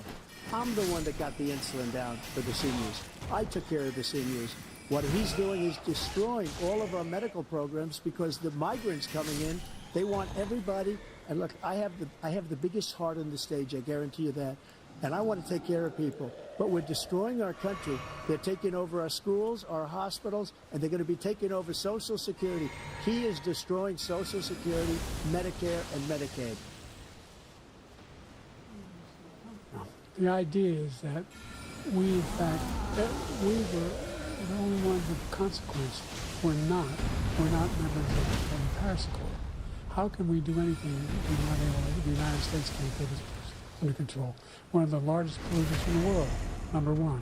We're making significant progress. By 2035, we will have pollution in half. We have made significant progress, and we continue to make progress. We set up a climate corps for thousands of young people to learn how to deal with climate, just like the Peace Corps. And we're moving in directions that are going to significantly change the elements of cause of pollution. But the idea that he claims that he has the biggest heart up here and he's really concerned about pollution and about climate, I've not seen any indication of that. And by the way, with regard to prescription drugs, one company agreed that they would reduce the price to $35, which I was calling for, one, voluntarily. I made sure every company in the world, every pharmaceutical company, cannot have to pay. Thank you. And by the way, so every day, millions of Americans struggle just to make ends meet. For many older Americans, Social Security provides a critical lifeline. President Biden, if nothing is done to Social Security, seniors will see their benefits cut in just over 10 years. Will you name tonight one specific step that you're willing to take to keep Social Security solvent? yes, make the very wealthy begin to pay their fair share. Right now, everybody making under $170,000 pays 6% of their income, of their paycheck, every single time they get a paycheck from the time the first one they get when they're 18 years old. The idea that they're going to, I'm proposing that everybody, the millionaires pay 1%. So no one I would not raise the cost of Social Security for anybody under $400,000. After that, I began to make the wealthy begin to pay their fair share by increasing from 1% beyond to be able to guarantee the program for life. So you still have 82 seconds left. Are there any other measures that you think that would be able to help keep Social Security solvent, or is that one enough? Well, no, that one enough will keep it solvent, but the biggest thing I'll do if we defeat this man, because he wants to get rid of Social Security. He thinks there's plenty to cut in Social Security. He's wanting to cut Social Security and Medicare, both times. And if you look at the program put forward by the House Republican caucus that I believe supports, is in fact want to cut it as well. The idea that we don't need to protect our seniors is ridiculous. And by the way, the American public has greater health care coverage today than ever before. And on the ACA, as I said, you're in a circumstance where 400,000 people, 40 million people would not have insurance because they have a pre-existing condition. Only thing that allows them to have that insurance is the fact that they, in fact, are part of the ACA. And by the way, the other thing is, we're in a situation where I talk about education for black communities. I've raised the amount of money for Pell Grants another $8,000. So anybody making under $70,000 a year is going to be able to get $15,000 towards the tuition. He just doesn't know what he's talking about. Thank you, President Biden. President Trump. So I've dealt with politicians all my life. I've been on this side of the equation for the last 8 years. I've never seen anybody lie like this guy. He lies. I've never seen it. He could look you in the face. About so many other things, too. And we mentioned the laptop. We mentioned Russia, Ukraine. Everything he does is a lie. It's misinformation and disinformation. The losers and suckers story that he made up is a total lie on the military. It's a disgrace. But Social Security, he's destroying it because millions of people are pouring into our country, and they're putting them onto Social Security. They're putting them onto Medicare, Medicaid, They're putting them in our hospitals. They're taking the place of our citizens. What they're doing to the VA, to our veterans, is unbelievable. Our veterans are living in the street, and these people are living in luxury hotels. He doesn't know what he's doing, and it's really coming back. I've never seen such anger in our country before. President Biden? The idea that veterans are not being taken care of, I told you before. And by the way, when I said suckers and losers, he acknowledged after that he fired that general. That general got fired because he's the one who's acknowledged that that's what he said. He was the one standing with Trump when he said it, number one. Number two, the idea that we're going to be in a situation where all these millions and millions, the way he talks about it, illegal aliens are coming into the country and taking away our jobs. There's a reason why we have the fastest growing economy in the world, the reason why we have the most successful economy in the world. We're doing better than any other nation in the world. And by the way, those 15 Nobel laureates he talked about being phony, those 15 Nobel laureates, economists, they all said that if Trump is reelected, we're likely to have a recession and inflation is going to increasingly go up. And by the way, worst president in history, 159 presidential scholars voted him the worst president in the history of the United States of America. President Biden, thank you so much. Let's turn to the cost of child care, which many American families struggle to afford. President Trump, both you and President Biden have tried to address this issue, but the average cost of child care in this country has risen to more than $11,000 a year per child. For many families, the cost of child care for 2 children is more than their rent. In your second term, what would you do to make child care more affordable? Just to go back, the general got fired because he was no good. And if he said that, that's why he made it up. But we have 19 people that said I didn't say it, and they're very highly respected, much more so than him. The other thing is, he doesn't fire people. He never fired people. I've never seen him fire anybody. I did fire a lot. I fired Comey because he was no good. I fired a lot of the top people at the FBI, drained the swamp. They were no good. Not easy to fire people. You'd pay a price for it, but they were no good. I inherited these people. I didn't put him there. I didn't put Comey there. He was no good. I fired him. This guy hasn't fired anybody. He never fires. He should have fired every military man that was involved with that the Afghanistan horror show, the most embarrassing moment in the history of our country. He didn't fire. Did you fire anybody? Did you fire anybody that's on the border that's allowed us to have the worst border in the history of the world? Did anybody get fired for allowing 18 million people, many from prisons, many from mental institutions? Did you fire anybody that allowed our country to be destroyed? Joe, our country is being destroyed as you and I sit up here and waste a lot of time on this debate. This shouldn't be a debate. He is the worst president. He just said about me because I said it. But look, he's the worst president in the history of our country. He's destroyed our country. Now all of a sudden he's trying to get a little tough on the border. He came out with a nothing deal, and it reduced it a little bit, like this much. It's insignificant. He wants open borders. He wants our country to either be destroyed or he wants to pick up those people as voters. And I don't think we just can't let it happen. If he wins this election, our country doesn't have a chance, not even a chance, of coming out of this rut.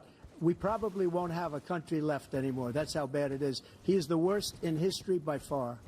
Thank you, President Trump. President Biden? We're the most admired country in the world. We're the United States of America. There's nothing beyond our capacity. We have the finest military in the history of the world, the finest in the history of the world. No one thinks we're weak. No one wants to screw around with us. Nobody, number one. Number two, the idea that we're talking about worst presidents. I wasn't joking. Look it up or go online.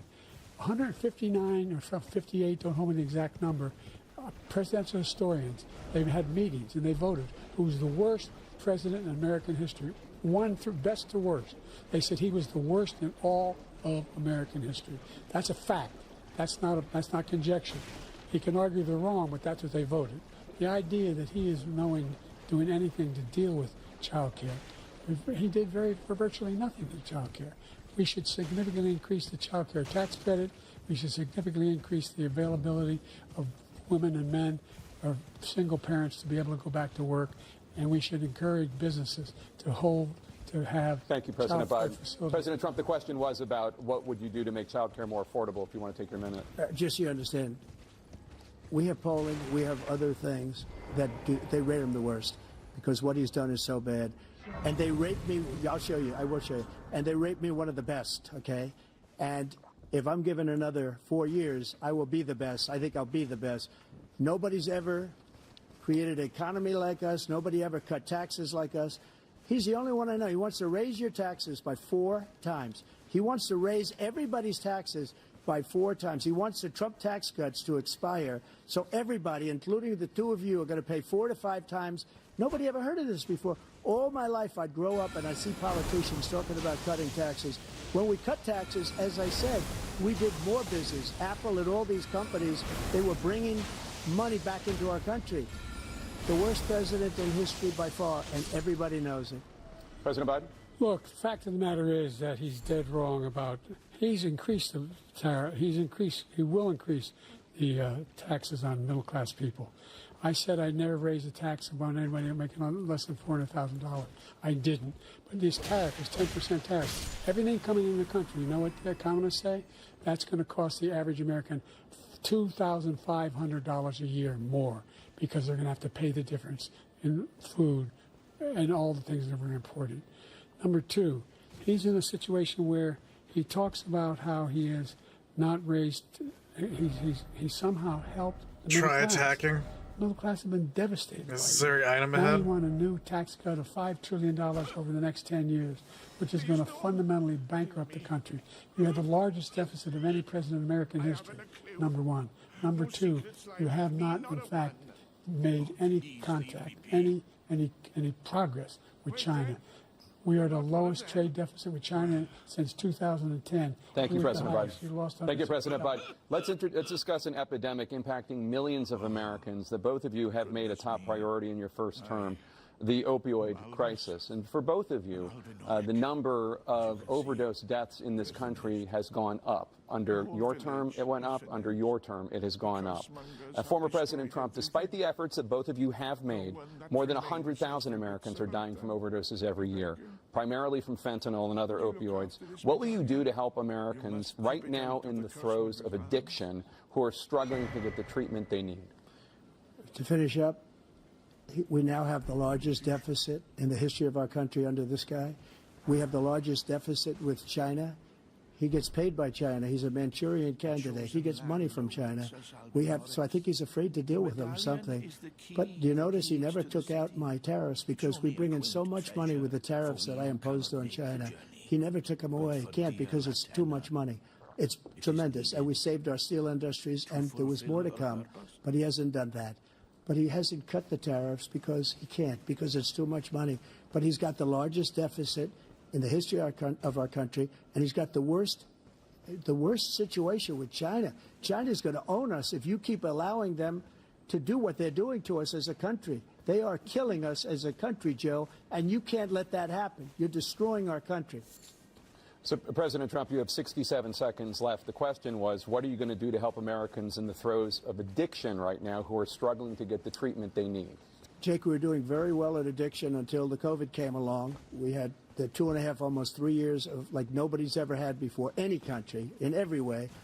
And then we had to get tough. And it was the drugs pouring across the border it started to increase. We got great equipment. We bought the certain dog that's the most incredible thing that you've ever seen, the way they can spot it. We did a lot. And we were getting very low numbers, very, very low numbers. Then he came along. The numbers, have you seen the numbers now? It's not only the 18 million people that I believe is even low, because the gotaways, they don't even talk about gotaways. But the numbers of the amount of drugs and human trafficking in women coming across our border, the worst thing I've ever seen, at numbers that nobody's ever seen under him, because the border's so bad. But the number of drugs coming across our border now is the largest we've ever had by far. President Trump, thank you. He's President right. Biden?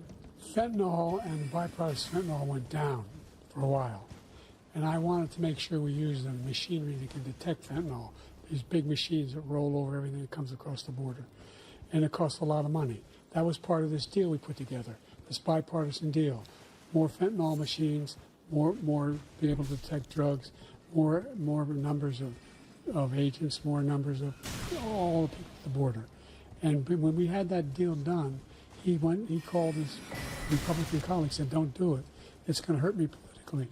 No, he never argued it's not a good bill. It's a really good bill. We need those machines. We need those machines.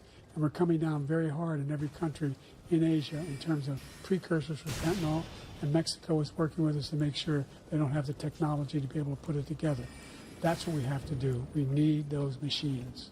Thank you, President Biden. President Trump, and again, the question is about Americans in the throes of addiction right now, struggling to get the treatment they need. Well, this does pertain to it. He ended Remain in Mexico. He ended catch and release. I made it catch and release in Mexico, not catch and release here. We had so many things that we had done, hard negotiations with Mexico, and I got it all for nothing. It's just like when you have a hostage. We always pay $6 billion for a hostage. Every time we say it's a hostage. Now we have a hostage, a Wall Street Journal reporter, I think a good guy, and he's over there because Putin is laughing at this guy, probably asking for billions of dollars for the reporter. I will have him out very quickly as soon as I take office. Before I take office, I said by literally as soon as I win the election, I will have that reporter out. He should have had him out a long time ago, but Putin's probably asking for billions and billions of dollars because this guy pays it every time. We had 2 cases where we paid $6 billion for 5 people. I got 58 people out, and I paid essentially nothing. Thank you, President Trump. Dana? Let's turn to concerns that voters have about each of you. President Biden, you would be 86 at the end of your second term. How do you address concerns about your capability to handle the toughest job in the world well into your 80s? Well, first of all, I spent half my career being criticized being the youngest person in politics. I was the second youngest person ever elected to the United States Senate, and now I'm the oldest. This guy's 3 years younger and a lot less competent. I think that just look at the record. Look at what I've done. Look how I've turned around the horrible situation he left me. As I said, 15 million new jobs, 800,000 manufacturing jobs, more investment in America, over billions of dollars in private investment in enterprises that we are growing. By the way, we brought an awful lot of people. Well, the whole idea of computer chips, we used to have 40% of the market. We invented those chips, and we lost it because he was sending people to find the cheapest jobs overseas and to bring home a product. So I went to South Korea. I convinced Samsung to invest billions of dollars here in the United States. And guess what? Those fabs, they call that to build these chips, those fabs pay over $100,000. You don't need a college degree for them. And there's billions, about $40 billion already being invested and being built right now in the United States, creating significant jobs for Americans from all over the world. President Biden, you have 40 seconds left. Would you like to add anything? Yeah, I would. The idea that somehow we are this failing country. I never heard a president talk like this before. We're the envy of the world. Name me a single major country president who wouldn't trade places with the United States of America for all our problems and all our opportunities. We're the most progressive country in the world in getting things done. We're the strongest country in the world. We're a country in the world who keeps our word, and everybody trusts us. All of our allies and those who he cuddles up to, from Kim Jong-un, he sends love letters to, and Putin, etc. They don't want to screw around with us. Thank you. Former President Trump, to follow up, you would be 82 at the end of your second term. What do you say to voters who have concerns about your capabilities to serve? Well, I took 2 tests, cognitive tests. I aced them, both of them, as you know. We made it public. He took none. I'd like to see him take one, just one, a real easy one. Like go through the first 5 questions. He couldn't do it. But I took 2 cognitive tests. I took physical exams every year. And, you know, we knock on wood wherever we may have wood, that I'm in very good health. I just won 2 club championships, not even senior, 2 regular club championships. To do that, you have to be quite smart, and you have to be able to hit the ball a long way. And I do it. He doesn't do it. He can't hit a ball 50 yards. He challenged me to a golf match. He can't hit a ball 50 yards.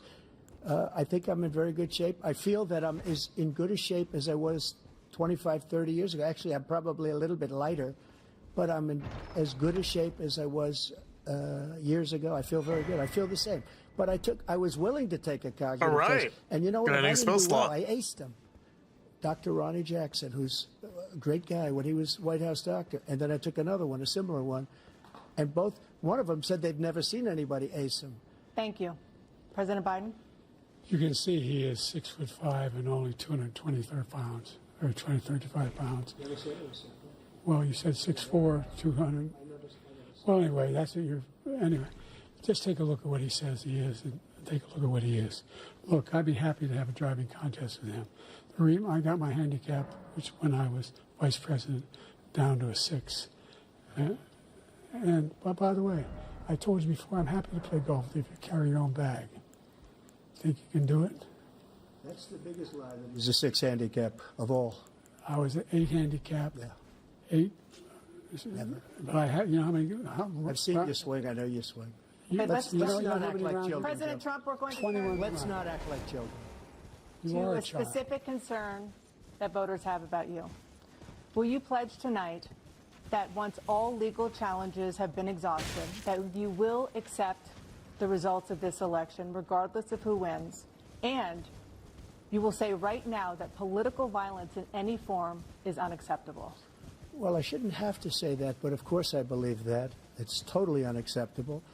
And if you would see my statements that I made on Twitter at the time, and also my statement that I made in the Rose Garden, you would say it's one of the strongest statements you've ever seen. In addition to the speech I made in front of, I believe, the largest crowd I've ever spoken to, and I will tell you, nobody ever talks about that. They talk about a relatively small number of people that went to the Capitol, and in many cases were ushered in by the police.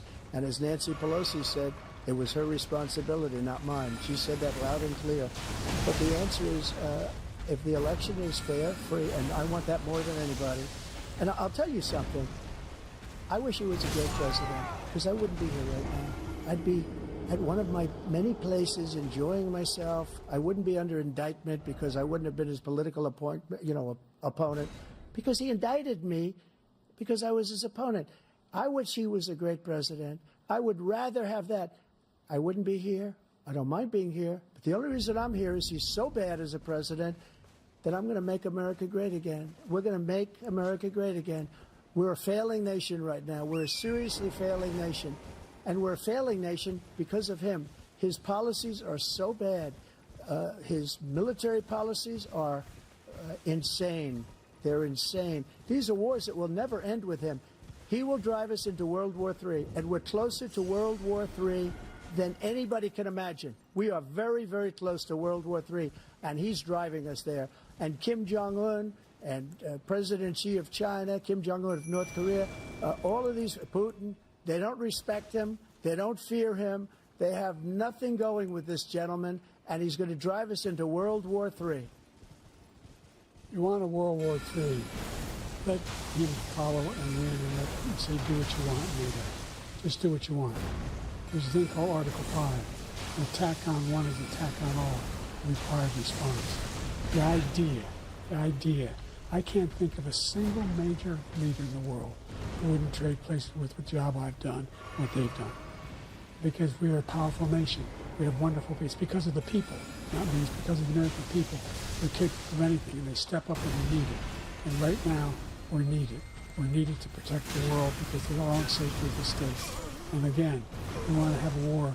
Just let Putin go ahead and take Kyiv. Make sure they move on. See what happens in Poland, Hungary, and other places along that border. Then you have a war. President Trump, as I come back to you for a follow-up, the question was, will you accept the results of this election, regardless of who wins? Just to finish what he said, if I might, Russia, they took a lot of land from Bush. They took a lot of land from Obama and Biden. They took no land, nothing from Trump, nothing. He knew not to do it. He's not going to play games with me. He knew that. I got along with him very well, but he knew not to play games. He took nothing from me. But now he's going to take the whole thing from this man right here. That's a war that should have never started. It would have never started, ever, with me. And he's going to take Ukraine. And, you know, you asked me a question before, would you do this with... He's got us in such a bad position right now with Ukraine and Russia. Because Ukraine's not winning that war. He said, I will never settle until such time. They're running out of people. They're running out of soldiers. They've lost so many people. It's so sad. They've lost so many people, and they've lost those gorgeous cities with the golden domes that are 1,000 years old, all because of him and stupid decisions. Russia would have never attacked if I were President Trump, president. the question was, will you accept the results of the election, regardless of who wins? Yes or no, please. If it's a fair and legal and good election, absolutely. I would have much rather accepted these, but the fraud and everything else was ridiculous. And if you want, we'll have a news conference on it in a week, or we'll have another one of these in a week. But I will absolutely, there's nothing I'd rather do. It would be much easier for me to do that than I'm running again. I wasn't really going to run until I saw the horrible job he did. He's destroying our country. I would be very happy to be someplace else, in a nice location someplace. And again, no indictments, no political opponent stuff, because it's the only way he thinks he can win. But unfortunately, it's driven up my numbers and driven them up to a very high level because the people understand it. Well, let's see what your numbers are when this election is over. Let's see. You're a whiner. When you lost the first time, you continued, you appealed and appealed to courts all across the country.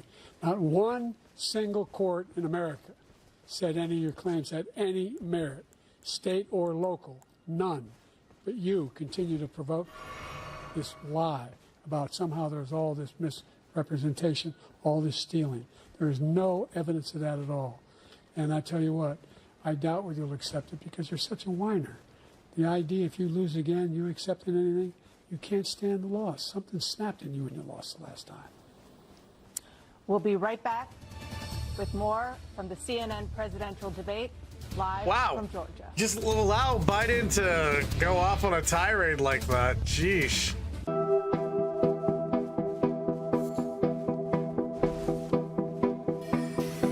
Biden's a nasty dude.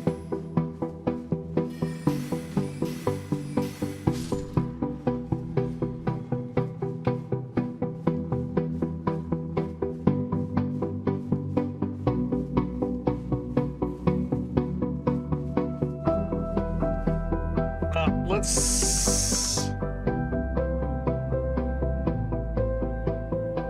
go with muting it.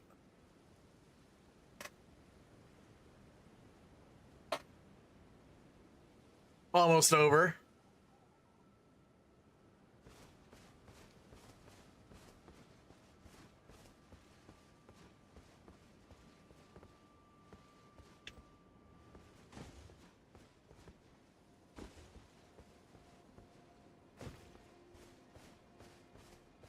Yeah, geesh.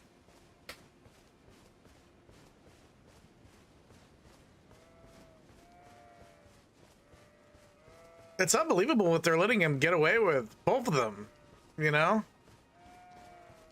There should be a debate about, you know, issues, but... And, like, I'm not expecting to see anything that I wouldn't, you know, that I don't already know. And some of you might. If you don't pay attention to their stances and stuff like that, well, you're getting a peek at it. But really, they're not saying anything. If you notice, like, they don't really have plans. They just say, "I'm gonna do it," basically. And like, I'm sorry, but that's not good enough for me. I'm gonna support Trump, obviously, because like I'm not voting for Biden. But like.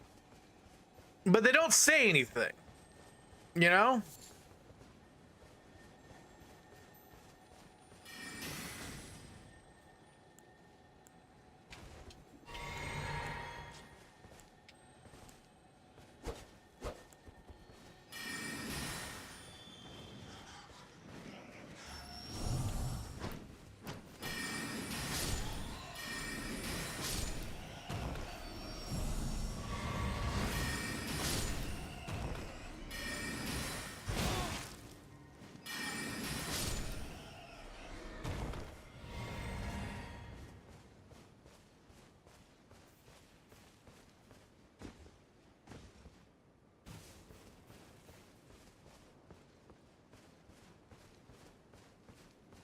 But yeah. Oh, nasty stuff going on.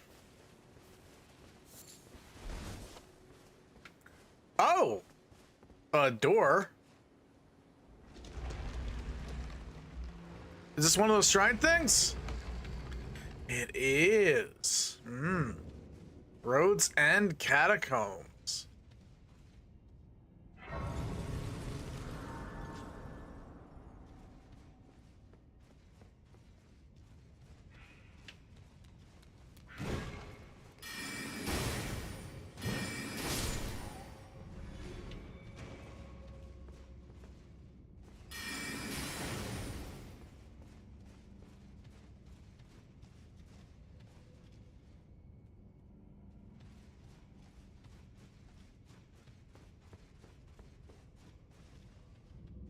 Oh, shoot. They're back on already? All right, hold on. Hold on. I'm sorry about that. We have to make sure that we have a fair tax system. I ask anyone out there in the audience, or anyone out watching this debate, do you think the tax system is fair?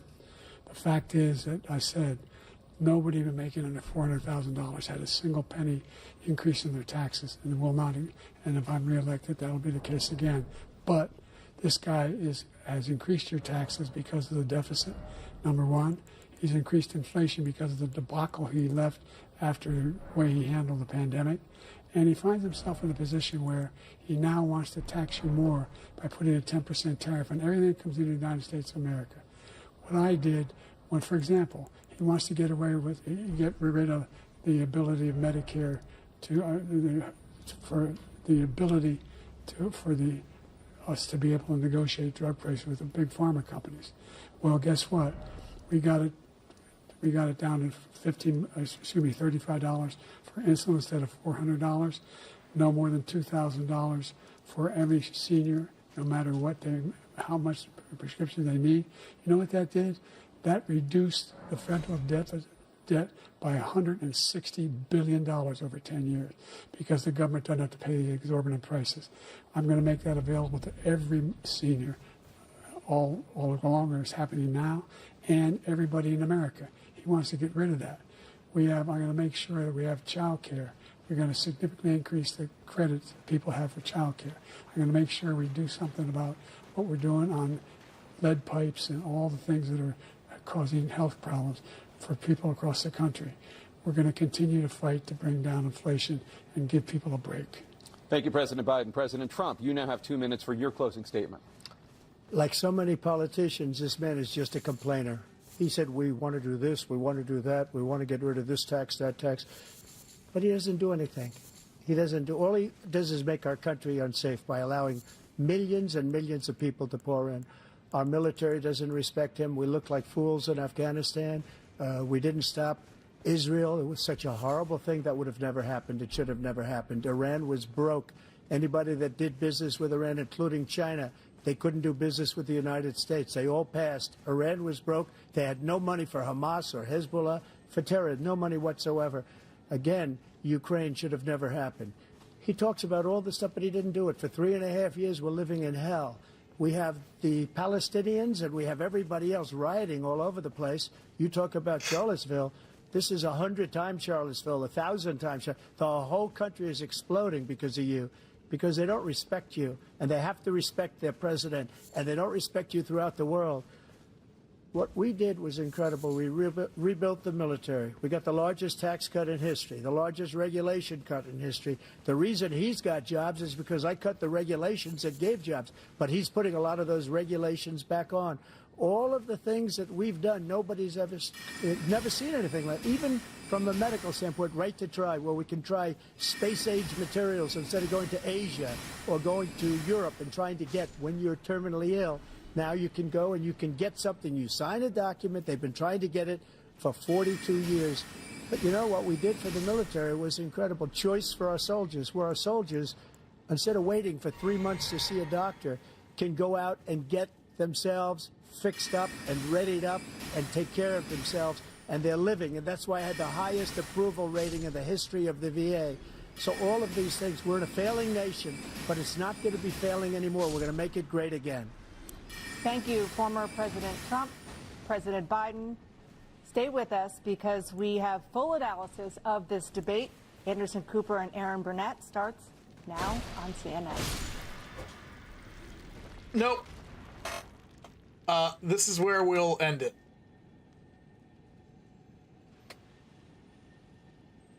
This is where we'll end it.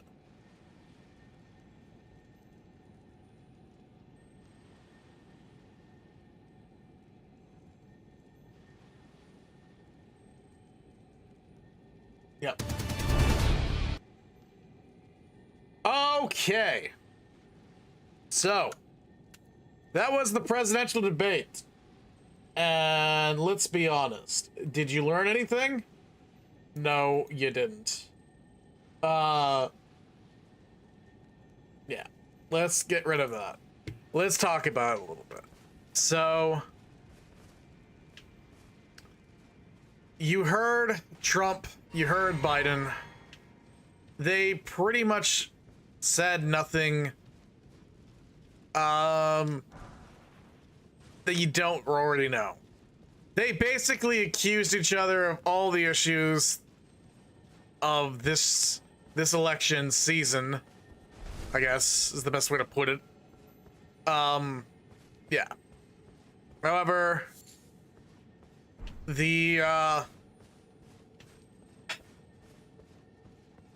that's about all. And it was just mudslinging. So I don't know about you. I didn't feel like that debate really had much content in it.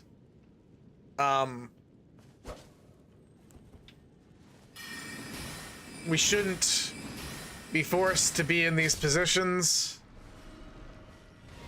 But hey, we are.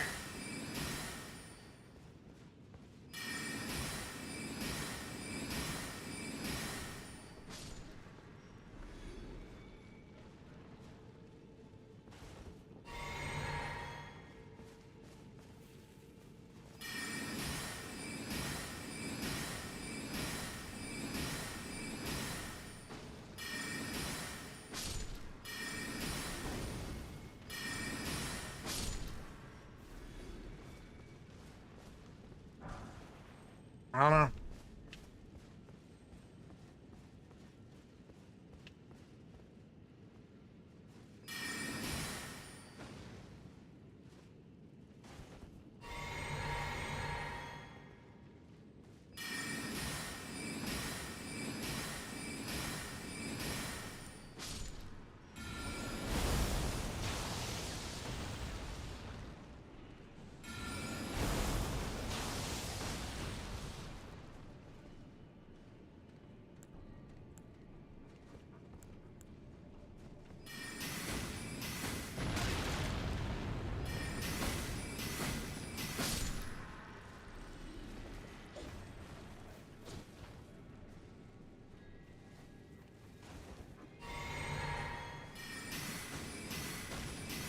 I guess, yeah. I mean, that's what I got out of it. Just a bunch of mudsling. I don't know about you guys.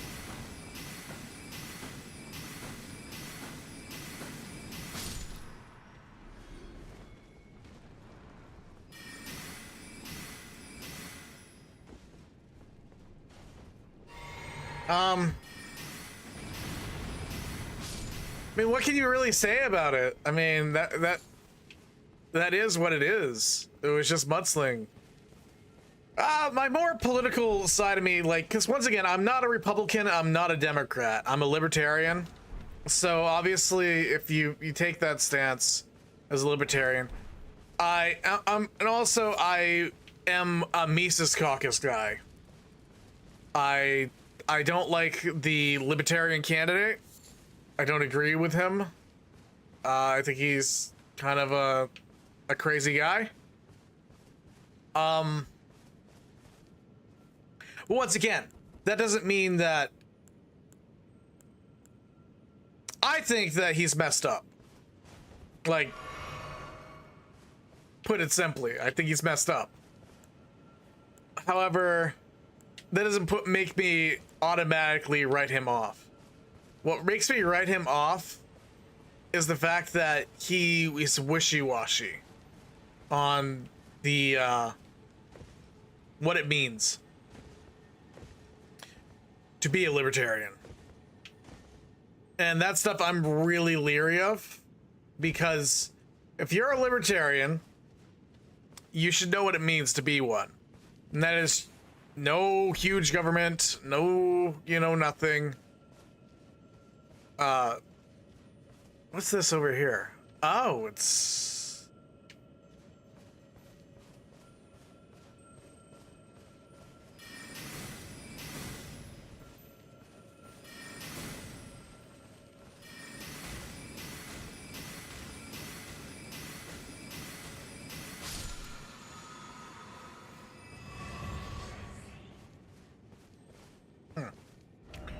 Anyways, it's knowing your position, right? And my position is no big government. I don't like big government. I don't like anything to do with big government. I think we have way too big of a government as it is. I'd rather have it out of my life. But I think the social safety net should be one that all people are given access to, and you're given access to it by how much you're able to save yourself. Crypto and stuff like that, I'm for crypto. I'm for Bitcoin. I shouldn't say I'm for crypto, because I'm definitely not for what the scammers do.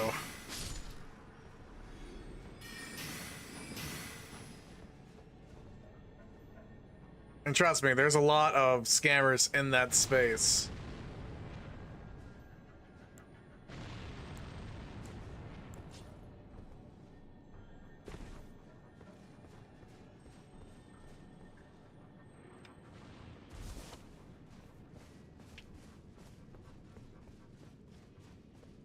That's kind of funny. So I'm kind of trapped out of there. Oh. Well, let's see.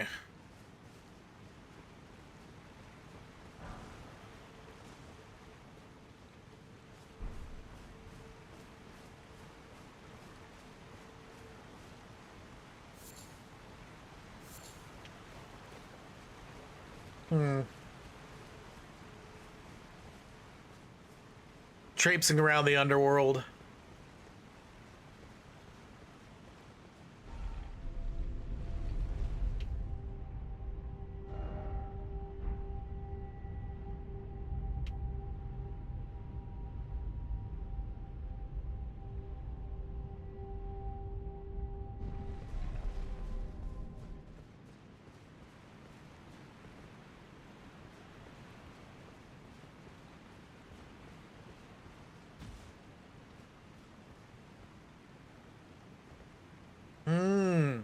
I think I remember this place.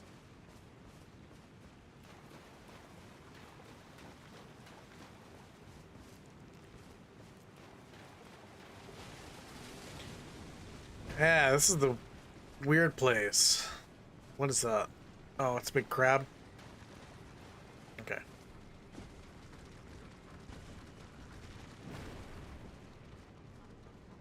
Not too worried about a big crab. But yeah, that was the debate. Wow. I think Trump did better in the debate. I'm probably biased towards Trump because I slightly support Trump a lot more than I do Biden. Slightly. A lot more. I don't like Biden.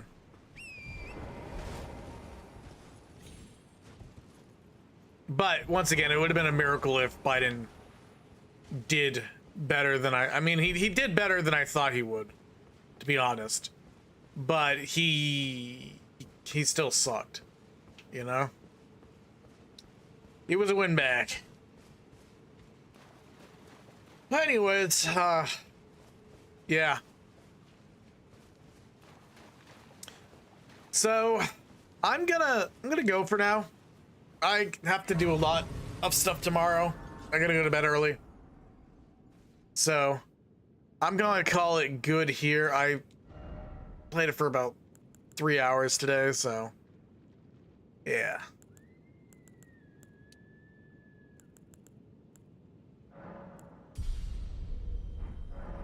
All right, guys. Well, that being that, I'm gonna take off. All right, guys.